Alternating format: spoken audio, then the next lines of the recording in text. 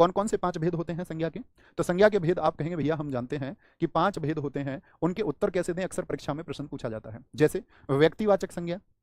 अब मैं आपको किताबी परिभाषा नहीं बताऊंगा, ये मेरी अपनी परिभाषा है दोस्त, उसको समझना। व्यक्तिवाचक संज्ञा कौन सी होती है? अगर हम आपका हिंदी की परिभाषा के अनुसार जाएं तो अभी बताया, जो किसी व्यक्ति, वस्तु या स्थान का बोध कराएं, उनके नाम का बोध कराएं, ये तो होती है व्यक्तिवाचक। मैं कहूंगा व्यक्तिवाचक संज्ञा आप अपनी कॉपी पर लिखिए पेन लेकर के, जिसके जैसा कोई ना हो, मतलब वो दुनिया में अकेली होती है। अब आप ऐसी चीजें लिखिए जो दुनिया में अकेली होती हो, जैसे मैं बोल दूं गांधी जी, गांधी जी की बात कर रहे हैं तो महात्मा गांधी जी की बात कर रहे हैं, क्या है, दुनिया में अकेले हैं। मैं किसी के नाम की बात करूं राम, किसी स्थान के बात करूं मैं आपसे, जैसे स्थान कोई भी हो सकता है, लखनऊ हम लिख सकते हैं, आगरा हम लिख सकते हैं, ठीक है, लखनऊ हो गया। कोई स्थान, जैसे हम किसी पर्वत का नाम दे रहे हो हिमालय, मैं बात करूं माउंट एवरेस्ट की, किसकी, माउंट एवरेस्ट। मैं बात कर लूं साथी केटू की, मैं बात कर लूं किसी नदी नर्मदा की, मैं बात कर लूं किसी झरने कुंचिकल की, तो जिसको हमने नाम दे दिया और ये दुनिया में अकेला होता है। ऐसा तो नहीं है नर्मदा दो हो, नर्मदा के जैसी और नहीं, नर्मदा अपने आप में विशेष है। तो एक परिभाषा तो ये हुई। तो आप क्या बोलेंगे भैया, जो छोटी सी मेरी परिभाषा लिखना कहीं किनारे पर, पेपर में मत लिख देना, कहीं लिखित परीक्षा में लिख के आ जाओ, लिखना जो दुनिया में अकेली हो, दुनिया में अकेली हो, वो कैसी संज्ञा होती है? अभी इसकी मदद से हमको प्रश्नों के उत्तर देने हैं।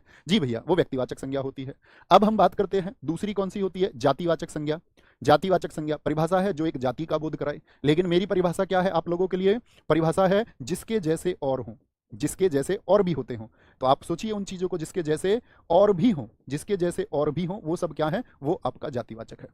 जैसे कि हम बात करेंगे आपसे, आप कहेंगे भैया कुत्ते के जैसे और कुत्ते होते हैं कि नहीं? जी हाँ, कुत्ता ये क्या हो गया, जातिवाचक हो गया। शेर के जैसे और शेर होते हैं, एक शेर एक जाति को दर्शा रहा है। अध्यापक एक जाति को दर्शा रहा है साथी, ठीक है। वकील शब्द एक जाति को दर्शा रहा है दोस्त। आम के जैसे और आम, जी भैया, ये एक जाति को दर्शा रहा है, किसको, जाति को दर्शा रहा है। गाय के जैसी और गाय, जी हाँ। पर्वत के जैसे और पर्वत, जी भैया। नदी के जैसी और नदी, जी भैया, होती है। तो जिसके जैसे और हो वो जातिवाचक है, इस बात में कोई दिक्कत।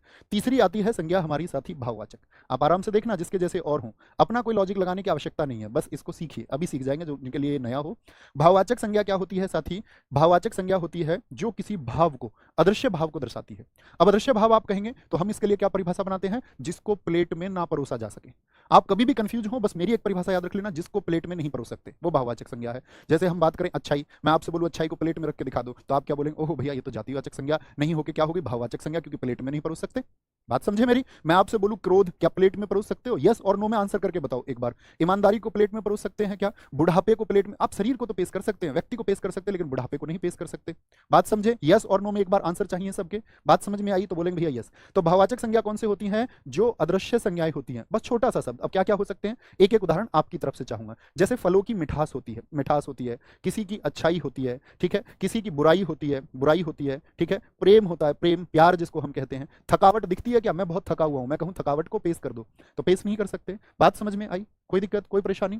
तो भाववाचक संज्ञा क्या होंगी? अदृश्य होंगी। तो ये हुए 3 हमारे, अब इसी को समझना।